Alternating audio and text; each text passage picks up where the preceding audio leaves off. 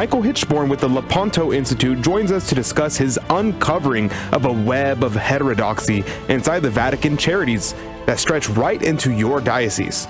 Promotion of abortion, communism, and idol worship. What you need to know, coming up next. With a brand new report out, Vatican Agency Directly Tied to Communism, Abortion, and Idolatry. What is going on here? Good morning to you, Michael Hitchborne. Good morning, Joe. Good to hear you. Praise be to God. I'm glad to have you with us today, or back on the program. This is an incredible report. I went through it a couple of times. Tell us, what is the situation here? This is an organization that's managed directly by the Vatican itself?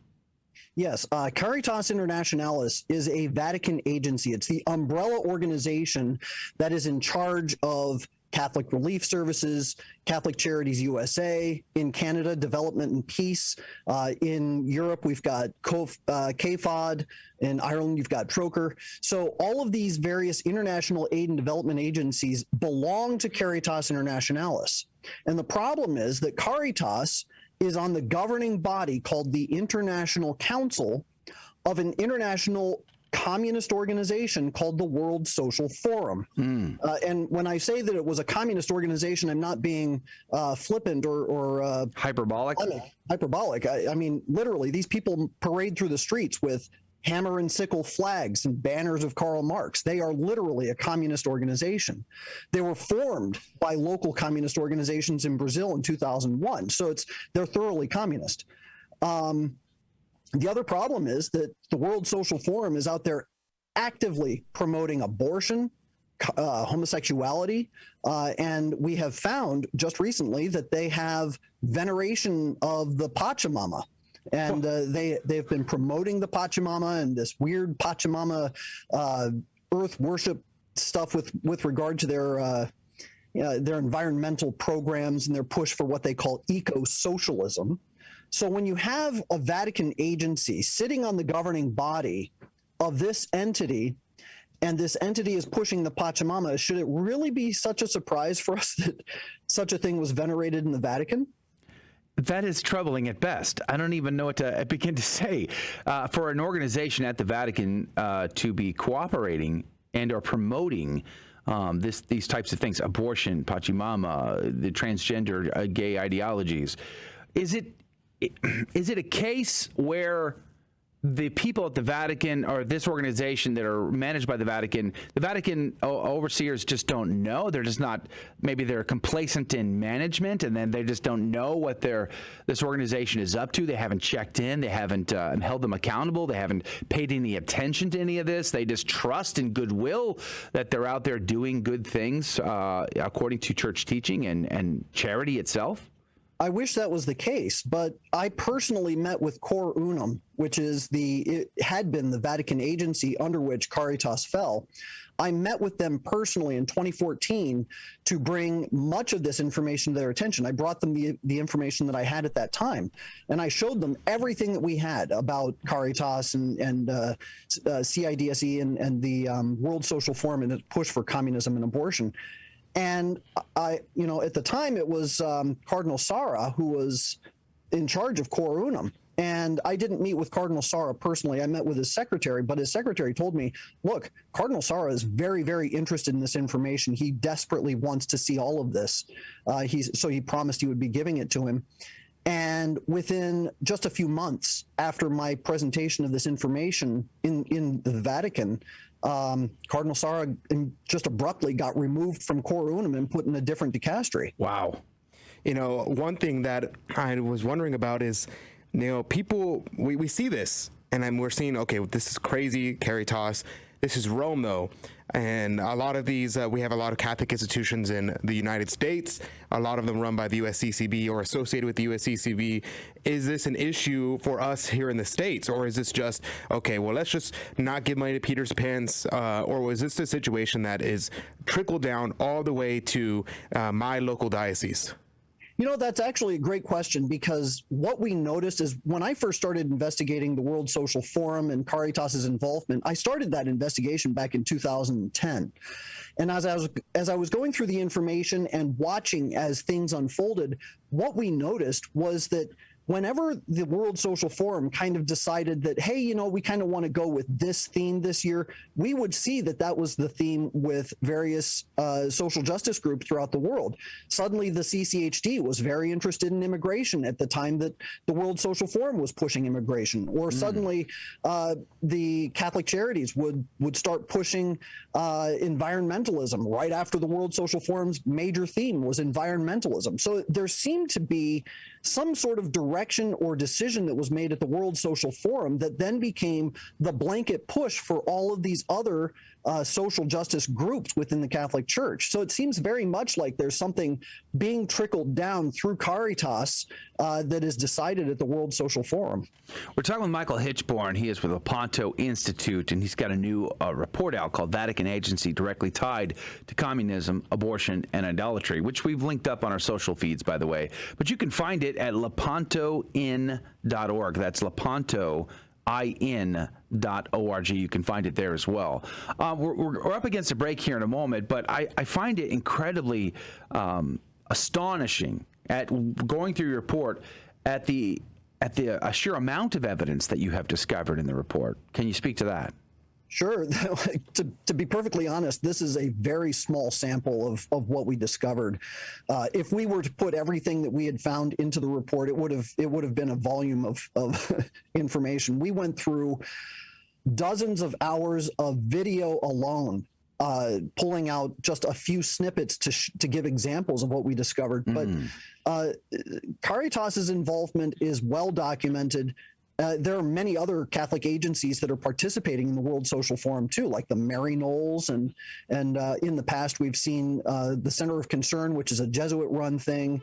There are various others. Pax Christi was one that was very involved. Okay. So hold that thought. Explain this to me one more time. How is this possible that the cardinals, the bishops, those in charge of our curia, are they just oblivious? Do they go along with this? I mean, how could this even be possible?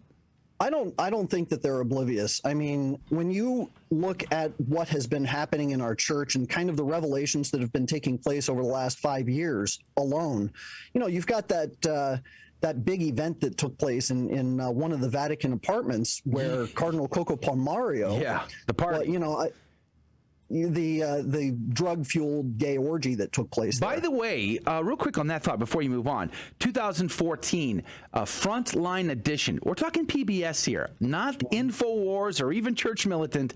Frontline Edition by PBS had undercover video of parties exactly like that happening in Vatican apartments. Yeah, I remember that specifically. So you look at what kind of activities are taking place just among the personnel of the Curia. It's not a stretch to say that they're going to be in line with a lot of these Marxist entities. You know, when you have homosexuality, it is never far removed from the occult. Yeah, which is crazy. Yes, there's so many things going on here, and I highly recommend people to check out on your YouTube channel the two videos. The one video you did breaking down the actual document that you did on your YouTube channel, Lepanto Institute, and the other video, I believe it was an hour long, I think it was The Anchor, and you talked about this as well as other topics, and I thought it was amazing. And in that, you had mentioned the fact that the enemies of the church hate the church mystically, but they love the church institutionally because they have the infrastructure to be able to take their ideas. And this goes back to what we said in the last segment, to get their ideas around the world, their infrastructure, their people, boots on the ground all over the world quickly and everywhere. Could you speak on that? Sure. We have to remember the devil is the ape of the church. He can't create something new. He can only imitate what God does. So what did God do when he instituted the church? Well, he instituted the church after Rome had built roads to all of the known world at that time.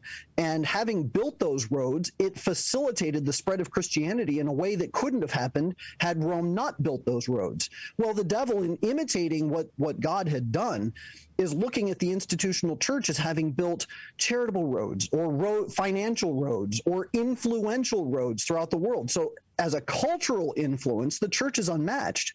So what the devil wants to do is to create an edifice on the outside of the actual church and start promoting ideologies that sound Catholic-ish, but in fact are really and truly the Luciferian ideals of Masonry, and implement those through the institutional church. And that's the way that the devil is going to mimic what Christ had done when he instituted the church herself. What about the local bishops, where like the parades, the demonstrations with the hammer and sickle flags and the abortion flyers and all of the rest? Where are the local bishops? Why aren't they speaking out against this Vatican-funded and organized revolution almost?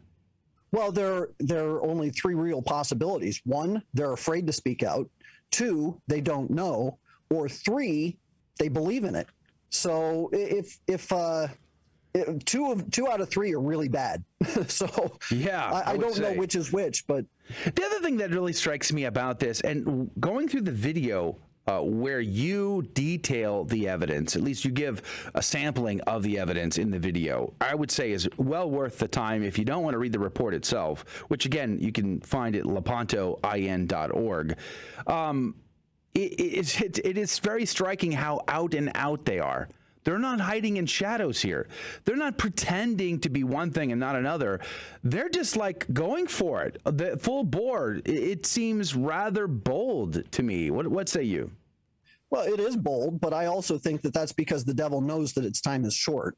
The fact of the matter is the devil can see Our Lady's heel coming down to crush its head, and we can't see it. And so what's the devil going to do? He's going to try and make everything look as bleak as possible in order to drive us to despair. But the darker things get, the closer we know that we are to victory. And it's the case replete throughout the history of the church. So I don't look at the encroaching darkness and the controls that the enemies have gotten over the institutional church as something bad, so much as the closer it gets to impossibility for man to prevail over these kinds of things, the closer we are to Our Lady's triumph of the Immaculate Heart. Can I ask a dumb question real quick? Sure. We've all heard of the World Economic Forum and Klaus Schwab. You know, he lacks only one thing: a hairless cat on his lap. You know, Exactly. It's like it's so stereotypical, but it's like it's not my fault. That's just who he is. Is there any link between the World Economic Forum and the World Social Forum? Are there any link here? So the World Social Forum was set up specifically as a counter to the World Economic Forum. So the World Economic Forum is supposed to be this big capitalist meeting where they're talking about how to use their capital in order to spread certain ideologies around the world. And the World Social Forum was set up as this big anti-capitalist thing, this communist thing to counter the World Economic Forum. Now, what's interesting is that the two sides, you have to remember, this is all part of the Hegelian dialectic, which is synthesis plus antithesis, or thesis plus antithesis equals synthesis. They're looking for a revision that doesn't go to one or the other extreme. The World Economic Forum is pushing for the Great Reset. The World Social Forum, we've discovered, is pushing for something they call the Great Transition. They're the same thing. And what's fascinating about this is that we have Caritas Internationalis and Vatican representation in the World Social Forum front. And then on the other side, we've got Pope Francis and several of the various cardinals in the dicastery promoting the World Economic Forum and supporting them in their Great Reset push. So it all kind of comes together in this squishy center, which really is the destruction of the middle class, the destruction of the family, and the destruction of the faith. So we have about 3 minutes left in the conversation, and I would be upset if we forget, as we normally do, your suggestions. Who do we donate to and who do we not donate to in this situation? I know you have a list on your website of or different charitable organizations that are not doing things that are wicked, that are contrary to the faith, and then you have some that are. Give us a quick, brief overview. What can we, or what should we, or what should we not? So if you go to our website, lepantoin.org, that's LEPANTOIN.org, we have a charity reports list. It's at the menu bar at the top. You just click charity reports, and you can see where we give it a grade of safe or not safe. And if you click the link, the name of the organization, you'll be able to see either our report that shows that the organization is safe, or you'll you'll be given a link directly to the organization itself. We have over 80 organizations now on our list showing that, like Care International is not safe, Caritas Internationalis is not safe, Campaign for Human Development is not safe, but then organizations like Catholics Come Home is safe, or Cross Catholic Outreach is safe. So you'll be able to see which ones we do recommend and which ones we have found serious problems with. Yeah, I was just thinking about, I was talking about Klaus Schwab. I was thinking about that video that came out back in August of him referring to the Brazilian Archbishop Helder Camara as being too communist for the World Economic Forum to tolerate, but he was able to get him in anyway because his ideas were so good. Again, how on the nose all of this really is astounding to me. Besides donating, prayer and fasting, clearly, right, is one of the biggest things we can all do, no matter the circumstances. Right. And Our Lady did give us the blueprint for what she wants us to do. Pray the rosary daily, make the first 5 Saturdays of reparation. And of course, you can't fight in the darkness. You have to have light to show exactly what it is you're fighting. You have to see your enemy, which is why we do these reports. It's why we put these reports together so people understand where the problems are and how to expose them. And you have to show them to your bishops. You have to show them to your priests. Demand answers. Because if at the end of the day, these men have souls that are in great peril because they have a great responsibility to stand up against the encroaching darkness of the culture of death. So show these reports to your bishop, show these reports to your priests, pray for them because they won't have the grace to do the right thing if you don't pray for them. So pray fast for the bishops and priests, but also show them the reports and demand answers. Wow. Well, praise be to God. We are getting down to it here with Michael Hitchborne from Lepanto Institute on his brand new report out that is just chocked full of the evidence to show and demonstrate how troubling this really is. Vatican Agency Directly Tied to Communism, Abortion, and Idolatry over at lepantoin.org. Check it out. Share it with a friend. Pray and fast, but maybe even consider sharing this with your local ordinary so that they're aware about this incredible, troubling situation. Because we have to take a stand. We have to do something to try to stem the tide of this communist revolution that's spreading its errors across the world. Pray fast and do penance and keep the first Saturday devotion as Our Lady Fatima has asked us. Michael Hitchborne, God bless you. God love you. Thank you for your time today. And hey, I'll see you in November. Yeah, God bless you. God bless your audience. All right. See you then. Praise be to God. That is going to do it for hour number 1 of Catholic If you Drive like Time. that interview, then be sure to check out some of our other interviews that you might find fascinating. And don't forget to like and subscribe and share this interview with someone that you think will find this informative and inspiring. God love you.